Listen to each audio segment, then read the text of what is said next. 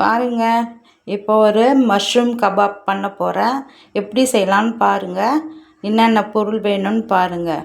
Mushroom ஒரு packet வச்சுருக்கேன். இஞ்சி பூண்டு பேஸ்ட்டு ஒரு ஸ்பூனு, கரம் மசாலா ஒரு சின்ன ஸ்பூனு, ஒரு பிஞ்சு மஞ்சாத்தூள், வெறும் மிளகாய்த்தூள் ஒரு teaspoon, cornflour 1.5 teaspoon, kebab masala ஒரு 2 ஸ்பூன் வச்சுருக்கேன்.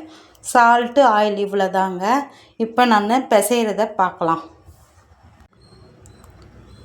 பாருங்கள், ஒரு பேஷனில் இந்த இஞ்சி பூண்டு சேர்த்துக்கலாம்.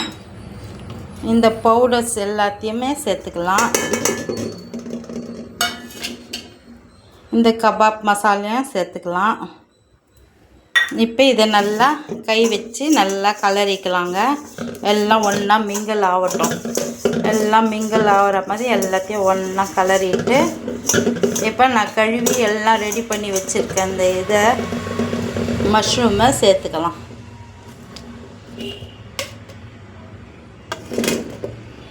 சேர்த்துக்கின்னு நம்ம கலந்துட்டு கொஞ்சம் உப்பு சேர்த்துக்கலாம். முன்னாடியே சேர்த்தோம்னா தண்ணி விட்டுடுதுங்க. அதனால் இந்த டைமுக்கு சேர்த்துட்டு 2 ஸ்பூன் ஆயில், அந்த மசாலா உதிராமல் வருங்க, அதுக்கு தான் ஆயில் சேர்க்குறது. 2 ஸ்பூன் ஆயில் சேர்த்துட்டு நம்ம கலந்துக்கலாம். கலந்துட்டு உங்களுக்கு காமிக்கிறேன்.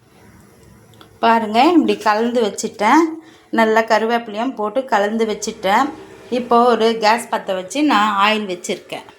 ஆயில் சூடு ஏற்றினதும் இதை நம்ம ஒன்று ஒன்றா போட்டு எடுக்கலாம்.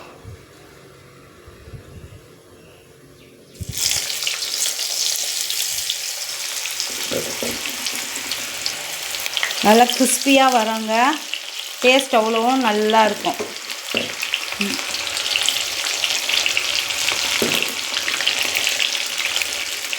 வேகட்டங்க, பார்க்கலாம்.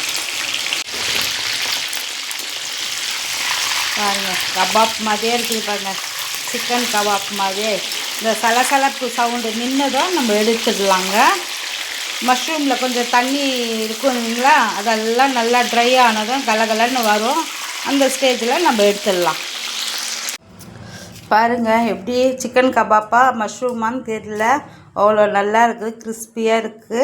இந்த மழைக்கு நீங்களும் இதே மாதிரி செஞ்சு சாப்பிட்டுட்டு எப்படி இருக்குதுன்னு கமெண்ட்ஸில் கமெண்ட் பண்ணுங்கள்.